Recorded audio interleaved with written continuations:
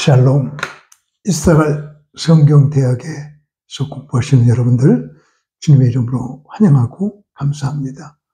우리 이스라엘 성경대학은 72과목을 한 달에 2박 3일 12과목씩 6번 공부하는 코스입니다. 제가 평생 동안 연구했고 강의했던 것 아주 핵심만 모아서 72과목을 드리고 있습니다. 그 중에 오늘은 에녹 영성에 대해서 말씀드리려고 합니다. 예수님 언제 오실지 모르지만 꼭 오세요. 예수님의 재림을 믿지 않는 그리스도인들은 그리스도인이 아닙니다. 우리는 주님이 오실 때 휴거당하지 아니하면 끝장입니다. 지옥 가야 합니다. 다른 곳은 다 가도 지옥은 가면 안 됩니다. 그런데 구약 성경에 휴거된 사람 두 사람을 우리에게 예표로 보여주고 있습니다. 우리가 잘 아는 대로 에녹과 엘리야죠. 에녹은 비밀 휴거, 엘리야는 공개 휴거, 이렇게 두 사람을 대비시켜 놓고 있습니다. 오늘은 비밀 휴거한 에녹 이야기를 드리면서 에녹처럼 살면 에녹처럼 올라가요, 그 얘기 좀 드리려고 합니다. 창세기 5장에 에녹 이야기가 나오는데, 창세기 5장은 아담부터 노아까지 2500년의 역사를 한 장에 담았습니다. 5절 보면 아담은 930세를 살고 죽었더라. 8절 보면 셋은 912세를 살고 죽었더라. 11절 보면 에노스는 905세를 살고 죽었더라. 13절 보면 게나는 912세를 살고 죽었더라. 17절을 보면 마할랄렐은 895세를 살고 죽었더라. 20절을 보면 야렛은 960세를 살고 죽었더라. 27절을 보면 무드셀라는 969세를 살고 죽었더라. 그리고 마지막으로 31절에 라멕은 77세를 살고 죽었더라. 전부가 죽었더라. 2500년 동안 다 죽었어요. 안 죽을 사람이 어디 있어요? 그런데 23절을 보면 살았더라. 이 단어 하나가 돋보기로 보는 것처럼 확 클로즈업됩니다. 다 죽었는데 한 사람, 에녹만 살았더라.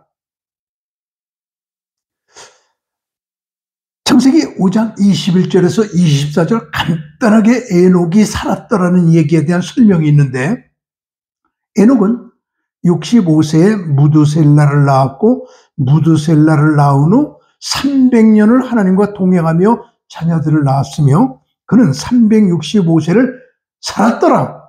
에녹이 하나님과 동행하더니 하나님이 그를 데려가심으로 세상에 있지 아니하더라. 이게 에녹에 대한 이야기 전부입니다. 에녹이 65세부터 하나님과 동행을 시작했어요. 그 얘기는 뭘까요? 65세 이전은 동행 안 했다는 이야기예요. 그러면 65세 무슨 사건이 있었을까요? 그냥 우연히 65세쯤 되니까 내가 이 정도 나이 먹었으면 철들 나이도 됐으니까 오늘부터는 하나님과 동행 시작해야지, 그러지는 않았을 거예요. 무슨 사건이 있었으니까 하나님과 동행하게 되는 계기가 됐잖아요. 무슨 일이 있었을까요? 창세기를 아무리 읽어봐도 65세에 무슨 일이 생겼는지 말해주고 있지 않습니다. 그런데 놀라웠게도 유다서를 들여다보니까 65세에 무슨 사건이 생겼는지 알려주고 있습니다. 유다서 14절에서 15절을 보면 아담의 7대 손 에녹이 사람들에게 대하여도 예언하여 이르되, 에녹이 예언을 시작합니다. 병 고치는 분이 의사예요. 강의하는 분이 교수예요. 설교하는 분이 목사예요. 고기 잡는 분이 어부예요. 예언하는 사람이 예언가예요. 에녹이 예언했대요. 그래서 에녹 예언서가 있습니다. 우리 성경은 66권인데 동방정교회에서는 에녹서를 한 권 더 넣어서 67권을 성경이라고 그럴 정도로 에녹서는 정경으로 인정을 받고 있습니다. 근데 에녹서에 에녹이 예언한 이야기들이 한 권이 수두룩하게 실려져 있거든요.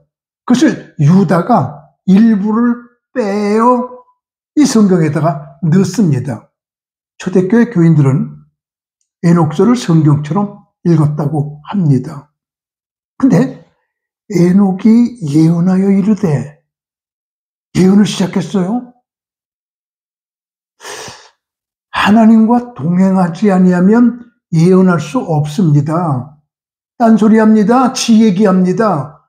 하나님과 동행해야 하나님의 예언이 나오잖아요. 그래서 창세기에 동행했다와 유다서에 예언했다는 같은 단어로 봅니다.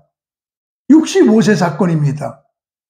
어떻게 해서 예언하게 됐느냐 하면 65세에 이런 사건이 생겼는데, 보라, 주께서 그 수많은 거룩한 자와 함께 임하셨나니, 주께서는 하나님이시죠. 수많은 거룩한 자, 하나님이 수만 명은 아니세요. 천사들이죠. 하나님께서 수만 명의 천사를 데리고 에녹에게 오는 사건이 생겼습니다. 수만 명이라고 그러면 최소한도 2, 3만 명이에요. 3, 4만 명일지도 몰라요. 5, 6만 명? 몰라요. 하여튼 수만 명 천사를 데리고 하나님께서 에녹에게 오셨습니다. 저에게는 하나님께서 10명 천사 데리고 오신 적도 없어요. 에녹이 얼마나 놀랐겠어요? 그런 놀라운 사건이 에녹에게 일어난 겁니다. 이게 65세 사건으로 봅니다. 오셔서 딱 한마디 하고 올라갔어요. 이는 무사람을 심판하신다는 거예요.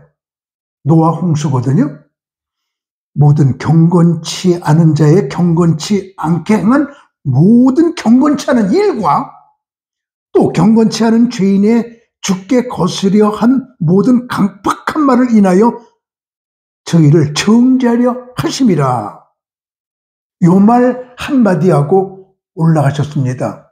간단하게 말하겠습니다. 어느 날 에녹에게 하나님께서 수만 명 천사를 데리고 오셔서, 에녹아, 앞으로 심판이 있어. 경건치 않은 자의 경건치 않은 행동과 경건치 않은 자의 경건치 않은 말, 행동과 말 둘을 심판할 거다. 그리고 올라가셨어요. 에녹은 그때부터 예언을 시작했어요. 65세에 일어난 사건으로 보는 거죠. 다시 말하지만 동행해야 예언하게 되고 예언하려고 하면 동행해야 합니다. 앞으로 심판이 있습니다. 우리 심판받을 준비해야 됩니다. 홍수가 몰려올 것입니다. 대비해야 됩니다.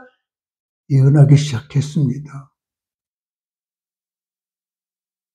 하나님께서는 두 가지 심판하세요. 행동과 말. 그래서 우리 하나님께 심판받을 행동, 심판받을 말 조심해야 합니다. 그래서 말 잘하지 말고 잘 말해야 합니다. 하나님께서는 말 잘하는 사람을 쓰시지 않고 잘 말하는 사람을 쓰시기 때문이에요. 예를 한번 들어봅니다. 어떤 대국의 왕이 소국을 쳐들어오려고 합니다. 소국의 왕이 보나마나 쑥밭될 것 같으니까 사신 하나를 대국으로 보내면서 어떻게든지 전쟁을 끝내고 와라. 전쟁하면 우리는 쑥밭된다. 이 대신은 왕의 명령을 받고 특사의 자격으로 대국으로 가면서 어떻게 전쟁을 끝내나 고민합니다. 번민합니다. 그리고 가서 대국의 왕에게 이렇게 말합니다. 왕이시여, 내가 보니 대왕님은 보름달 같고 우리 왕은 초생달 같은데 보름달 같은 왕이 상대도 안 되는 초생달 같은 왕을 무트로 쳐들어오려 하시나이까. 싸우나 마나 우리가 져요. 전쟁하지 말아주세요. 그리고 바싹 빌었어요. 그랬더니 그 대왕이 너무 좋았습니다. 자존심을 한껏 높여주거든요. 그래서 그래, 네 말 듣고 전쟁 안 할게. 전쟁 끝났어요. 돌아와서 왕에게 보고했습니다. 왕이시여, 전쟁을 끝냈습니다. 어떻게 했니? 이렇게 말했더니 기분이 좋으셔서 전쟁 안 하시겠답니다. 오, 수고했다. 네가 나라를 살렸다. 상 받아라. 큼직한 금덩어리 하나를 상으로 줍니다. 기분 좋게 받았어요. 근데 그 금덩어리를 주자마자 금방 뺏어버리고 칼을 빼더니 너는 전쟁 끝낸 것은 상 받아야 되지만 다른 말로 끝내야지. 그 왕은 보름달, 나는 초생달, 나를 묵사발 만들어 놓고 전쟁을 끝나니 다 자존심 상해서 못 견디겠다. 너 목 잘라 죽여야겠다. 그리고 칼로 목을 자르려고 합니다. 그때 그 사신이 말합니다. 왕이시여, 틀림없이 그 말을 했나이다. 그런데 생각해 보옵소서. 보름달은 점점 적어지는 달이지만 초생달은 점점 커지는 달 아닙니까? 그 말 한마디에 또 왕이 기분 좋아서 안 죽였다는 거예요. 말 한마디에 전쟁을 끝내고 말 한마디에 생명을 살리는, 우리 말 잘하지 말고 잘 말해야 돼요. 교회에서 보통 문제되는 것이 말 때문이거든요. 부부 사이에도 문제되는 것이 말 때문이에요. 하나님께서는 수만 명 천사들을 데리고 에녹에게 와서 경건치 않은 자의 경건치 않은 말과 경건치 않은 자의 경건치 않은 행동을 심판할 거다. 그리고 올라가셨습니다.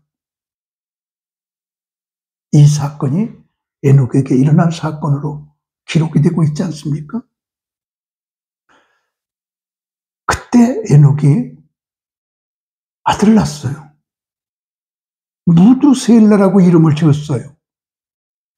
무두셀라는 사람 이름이 아니고 사실은 직업 이름이에요. 창을 던지는 자, 그런 뜻이에요. 창을 던지는 자란 뜻이 무엇일까요? 옛날에는 산에다가 성을 쌓아놓고 살았지요. 그리고 아침이 되면 성문을 열어요. 그럼 포도원에 가서 일하고 감남원에 가서 일하고 보리밭에 밀밭에 가서 일해요. 그리고 저녁이 되면 다 성문 안으로 들어와요. 그럼 성문이 닫혀요. 그래서 밤에는 적군들의 침범을 막으려고 성 안에서 살고 낮에는 밖에 와서 일하고, 그것이 옛날의 삶의 스타일이었거든요. 그때 성문 닫은 다음에 늦게 들어오는 사람이 있으니까 그 옆에 개구멍처럼 조그마한 문이 있어요. 그 문은 혼자 기어 들어와야 되는 문이에요. 그 문을 지키는 사람이 무드셀라예요. 창을 들고 지켜요. 혼자 지켜도 괜찮아요. 기어들어오거든요. 그럼 적군들이 기어들어오면 그냥 칼 들고 있다 뭐하지 된가. 또 기어들어오면 된가. 혼자 해도 충분하게 기어들어와야 되는 문이에요. 근데 멀리 낙타를 타고 갔던 사람이 와보니까 큰 성문이 닫혔어요. 그럼 이제 무드셀라에게 소리 지릅니다. 무드셀라, 나 좀 도와줘. 그리고 낙타에 실었던 짐들을 하나하나 던집니다. 무드셀라가 받아줍니다. 그리고 마지막으로 빈 낙타를 밀어요. 저 성 안에서 무드셀라가 낙타를 잡아당겨줘요. 낙타가 상처를 받으며 피를 흘리며 간신히 들어가요. 그 문 이름이 바늘귀 문이에요. 예수님께서 그 모습을 보시고 부자가 천국에 들어가기는 낙타가 바늘귀 들어가는 것보다 어렵다. 그 보고 하신 말씀이에요. 우리나라에서는 바늘귀 그러니까 여자들이 바느질하는 그 바늘귀인 줄 알거든요. 아닙니다. 이스라엘의 문화를 알면 아주 쉽습니다. 이해하기가. 그래서 그 쪽문, 그 개구멍 같은 문을 무드셀라가 지키는데 옛날에는 인구가 많지 않았습니다. 1000명 살면 굉장히 큰 성이에요. 근데 만약에 1000명 산다고 합시다. 그럼 대략적으로 남자 500명, 여자 500명. 그럼 남자 500명이라고 그러면 어린아이, 노인 빼고 나면 군사 수는 250명 정도밖에 안 됩니다. 1000명 산다 그러면 군사 수는 250명이에요. 근데 적군이 10만 명 쳐들어왔다. 기드온에게 13만 5천 명이 쳐들어왔거든요. 보통 옛날에 그랬습니다. 그러면은 뭐 쑥밭되는 거 아니겠어요? 그러면은 밤에 지키고 있는데 무드셀라가 창을 들고 무기를 들고 지키고 있는데 10만 명이 쳐들어오게 되면 뭐 물어볼 것도 없이 창을 던집니다. 무드셀라, 창을 던지는 자. 그러면 항복한다는 뜻이에요. 무기를 버리니까. 그럼 성문 열어! 그럼 성문을 열어줘요. 그 들어와서 점령해요. 몇 명의 지도자급 사람들을 죽이거나 체포하겠지요. 그럼 다 죽이진 않아요. 항복했으니까. 그래서 무드셀라 창을 던지는 자가 창을 던지게 되면 그 성은 쑥밭이 됩니다. 에녹은 하나님께서 심판이 있다는 예언을 듣고 아들 낳았을 때 무드셀라, 창을 던지는 자라고 이름을 붙였는데 실질적으로 무드셀라가 죽는 해가 노아의 홍수가 일어나 온 세상 사람들이 다 쑥밭이 되고 죽은 해가 되었습니다. 예언적인 것이거든요. 그때부터 에녹이 300년을 동행하더니 하나님이 그를 데려가심으로 이 땅에 있지 아니하더라 그랬잖아요. 그때부터 에녹은 하나님과 동행을 시작을 해요. 그리고 결국은 휴거되었습니다. 에녹이 어떻게 살았기에 휴거되었을까요? 에녹의 영성은, 휴거되는 영성은 네 가지로 분석해 볼 수가 있겠는데, 첫째 에녹의 영성은 그때부터 징조에 예민했던 겁니다. 하나님께서 홍수로 세상을 멸망시킨다고 하니까 홍수가 내리는 징조, 하나님께서 심판 때 어느 때일까를 예민하게 기다리고 찾고 그리고 점검하는 그런 조심스러운 삶을 살기 시작한 것이죠.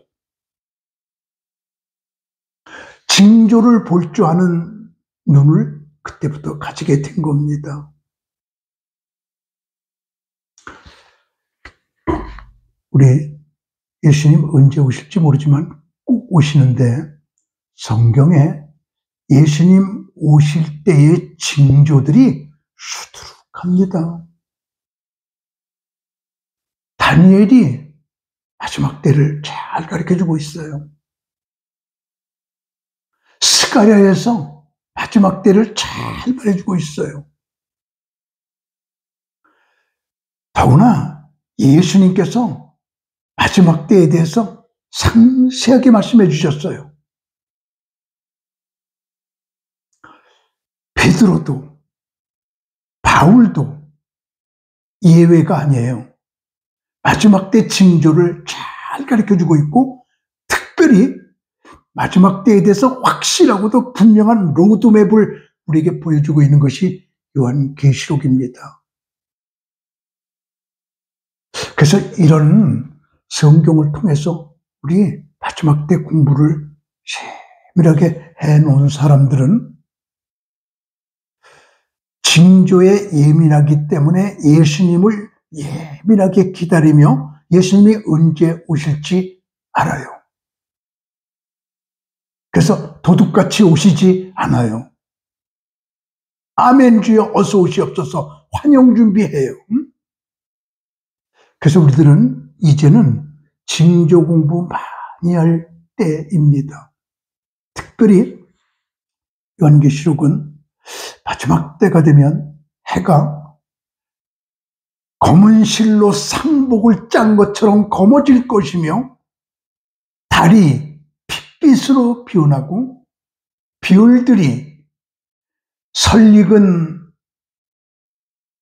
무화과나무 열매가 대풍에 흔들려 떨어지듯이 비울들이 막 떨어지는 해달 비울의 변화가 확실하게 있을 것이라고 말해주고 있습니다.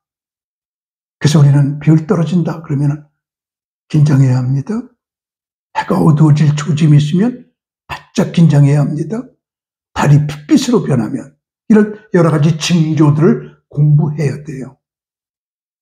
성경의 징조들을 쭉 빼서 우리가 낱낱이 공부한다면 신랑 되시는 예수님께서 언제쯤 오실지, 지금 일어나는 일 속에 들어있는 의미가 무엇인지를 알 수가 있어요. 오른손에는 성경을 들고 왼손에는 신문을 들고 눈으로는 TV 뉴스를 보면서 징조와 성경과 맞춰갈 수가 있습니다. 특별히 초림 예수는 목사들에게, 교인들에게 예수님 오시는 거 가르쳐 주시지 않고 박사들에게 가르쳐 줬어요. 그래서 박사들이 예수님 오시는 걸 알려줘 갖고 예루살렘 전체가 소동하는지라 박사들에 의해서 알았어요. 근데 지금 재림 예수도 세상적인 박사들이 먼저 세상 종말을 예고하고 이야기하네요. 인구학자들이 종말입니다. 윤리학자들이 종말입니다. 세상 끝입니다. 지하자원 학자들이 세상 종말입니다. 기상학자들이 엘니노 현상으로 북극과 남극의 얼음이 녹아 지구가 뜨거워지고 있습니다. 종말이 오고 있습니다. 과학자들이, 박사들이 먼저 종말을 우리 목사들보다 먼저 얘기하고 있어요. 초림 예수 때와 재림 예수 때가 같아요. 그래서 우리는 징조를 찾아야 합니다. 에녹처럼 징조에 예민해야 합니다. 그리고 에녹의 두 번째 영성은 동행의 영성입니다. 하나님과 300년을 동행하더니 하나님과 동행했습니다. 후행한 것이 아닙니다. 하나님 뒤에 간 거 아닙니다. 측행, 옆에 간 것도 아닙니다. 선행, 하나님보다 먼저 간 것도 아닙니다. 상행, 하나님 위에서 간 것도 아닙니다. 하행, 하나님 밑에서 간 것도 아닙니다. 하나님과 동행했습니다. 하나님과 같이 갔습니다. 그래서 아브라함은 하나님께서 벗이라고 그랬습니다. 친구라고 그랬습니다. 하나님과 같이 친구처럼 동행하더니 하나님께서 그를 데려가셨다. 마지막 때의 영성은 하나님과 동행하는 영성입니다. 늘 하나님과 같이 가야 합니다. 저는 수도원을 세우기 위해서 7개국 300여 수도원을 다녀봤습니다. 놀랐습니다. 신부단장을 준비하는 그들의 자세, 오직 예수로 살아가는 그들의 영성, 놀랬습니다.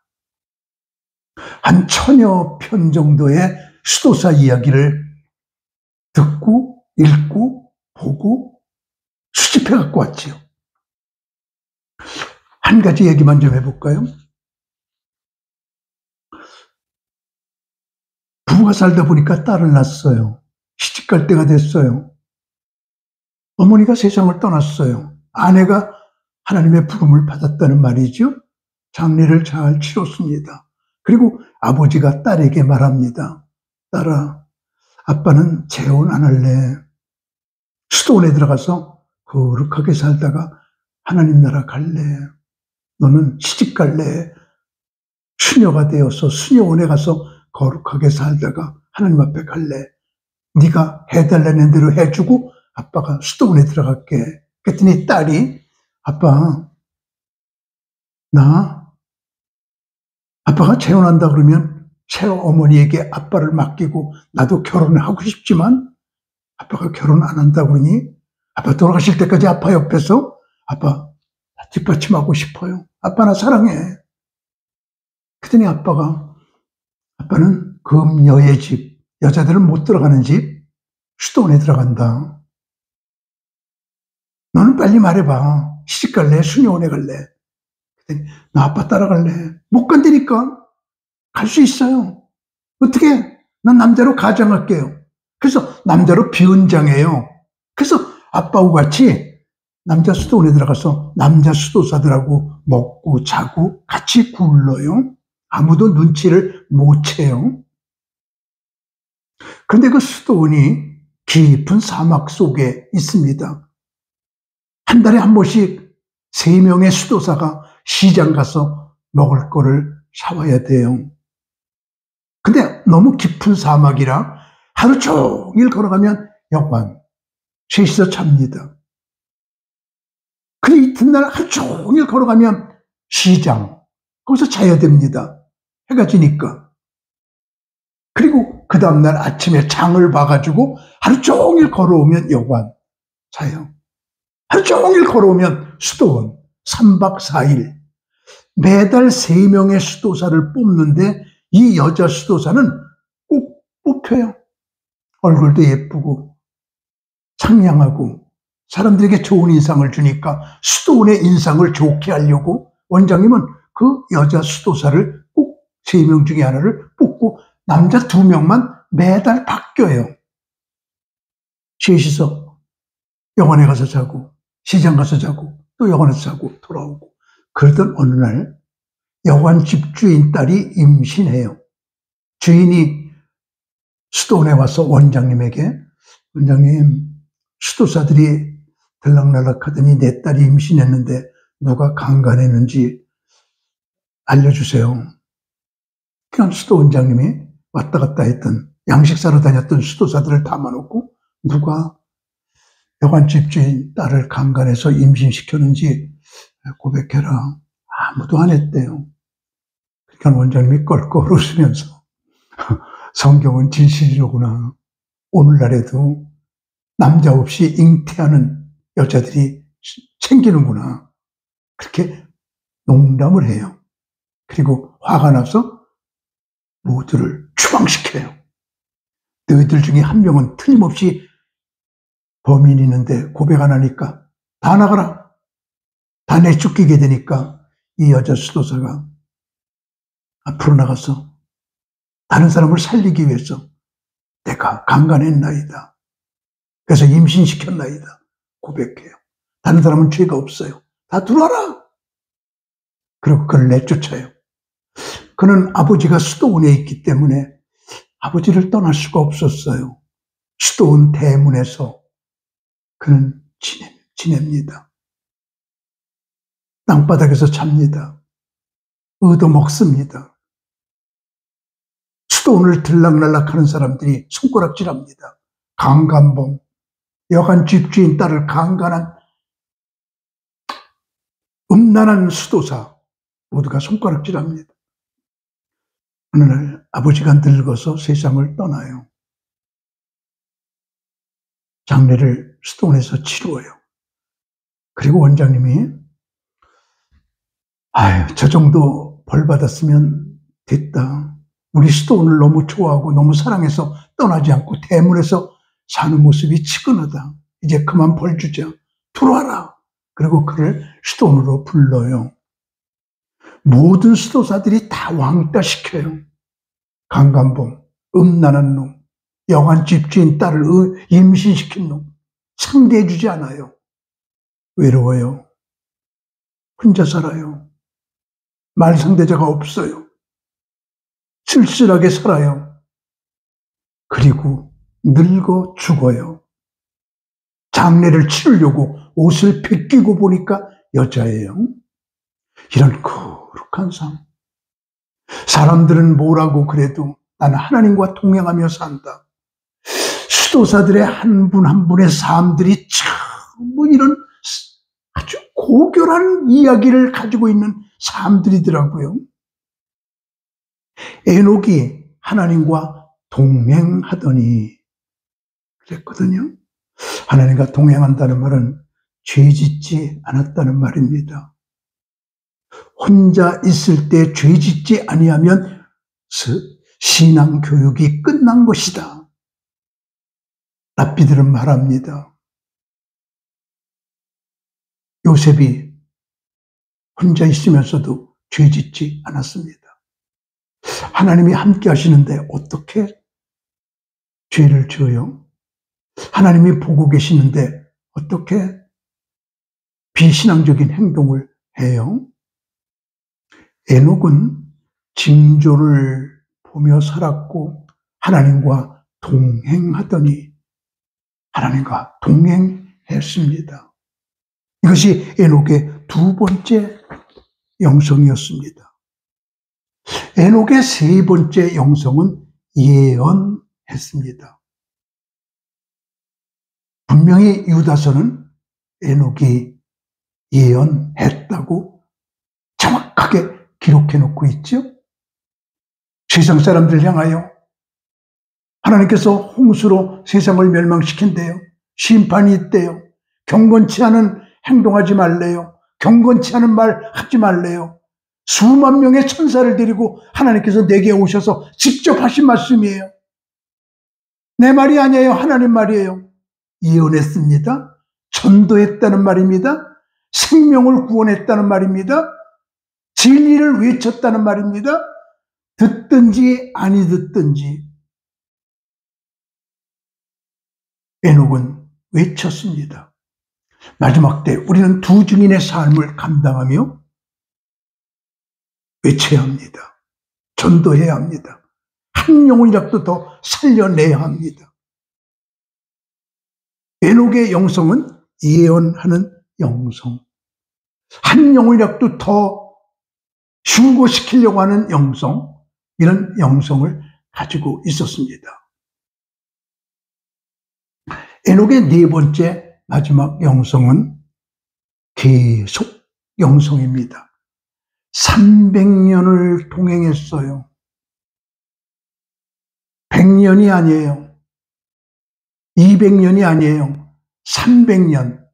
한 번 한다고 그러는 것은 끝까지 이어나가는 계속. 중단이 없었습니다. 한 번 은혜 받은 것 끝까지 간직하는 영성을 가지고 있었습니다. 우리 한 번 받은 은혜 흘러 떠내려가지 아니하도록 간직해야 될 책임이 우리에게 있습니다. 한 번 하나님을 만난 것도 중요하지만 그 만남의 역사를 계속 이어간다고 하는 것은 대단히 중요한 영성입니다. 오리붕해라고 하는 말이 있거든요. 오리 부흥 강사가 오리들을 마놓고 붕해랍니다. 오리 여러분, 우리는 날개가 있습니다. 개가 쫓아오면 어때요? 하늘로 치솟아요. 가다가 앞에 시궁창이 있으면 어때요? 더러운 물 들어가서 걷지 말고 날라요. 우린 날개가 있잖아요. 가다가 철망이 있으면 어때요? 장애물이 있으면 어때요? 날라요. 이제 우리는 날개를 사용해야 돼요. 팍 뜨겁게 외칩니다. 오리들이 전부 다 그냥 은혜 받으면서 맞다, 아멘, 날개 사용하자. 그리고 좋아합니다. 붕괴가 끝났습니다. 집에 가십시다. 전체 오리들이 뒤뚱 다 걸어갑니다. 이게 오리 부흥이에요. 은혜 받을 때뿐이에요. 그 순간뿐이에요. 그리고 끝나요. 우리가 그렇게 되기 쉽잖아요. 어떤 때는 충격을 받습니다. 쇼크도 받습니다. 은혜도 받습니다. 그러나 간직하지 못할 때가 한두 번이 아닙니다. 그렇습니다. 창세기 5장은 아담부터 노아까지 2500년 동안을 기록한 책인데 전부가 죽었더라. 에녹 하나만 살았더라. 생명의 단어가 한 단어가 돋보이게 됩니다. 에녹이 살았더라. 그 축복을 받게 된 영성은 언제나 마지막 때를 바라보는 징조를 공부하고 찾고 마지막 때 징조에 맞춰 살았습니다. 그러면서 그는 하나님과 동행했습니다. 하나님과 함께 살아가는 삶. 그리고 예언했습니다. 나만 사는 게 아니라 다른 사람에게도 그 복음을 전했어요. 그리고요, 중요한 것은 계속했습니다. 한 번 한다고 하는 거 끝까지 했습니다. 이런 에녹의 영성이 우리에게 주어져서 에녹처럼 살면 에녹처럼 휴거돼요. 성경이 가르쳐주는 교훈 속에 에녹과 같은 은혜와 축복이 우리 모두에게 있기를 주님의 이름으로 축복합니다. 샬롬.